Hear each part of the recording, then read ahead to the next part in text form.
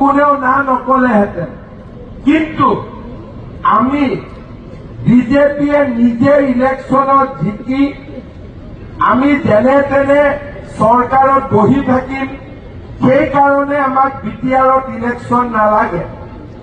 আমি এইবাৰ বিচাৰিছো যে আমাৰ বিটিআৰৰ বহুত সমস্যা, বাৰে বাৰে আমি কথা পাতি থাকো, আলোচনা কৰো, কিন্তু সমস্যাবিলাকৰ সমাধান নোলায়।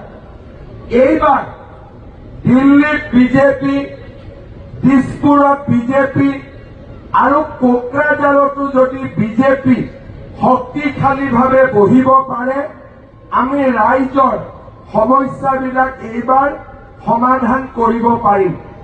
শ্ৰদ্ধা ৰাইজ, সকলোৱে বিচাৰিছিলে, সেইকাৰণে এইবাৰ পদুমত ইলেকশ্যন হ'ব লাগে, পদুমত কেণ্ডিডেট থাকিব লাগে। খৈৰাবাৰী ৰাইজে বিচাৰিছে নাই পদুমত কেণ্ডিডেট থাকিব লাগে বুলি? লাগেনে নাই বিজেপি? লাগিবনে নাই বিজেপি?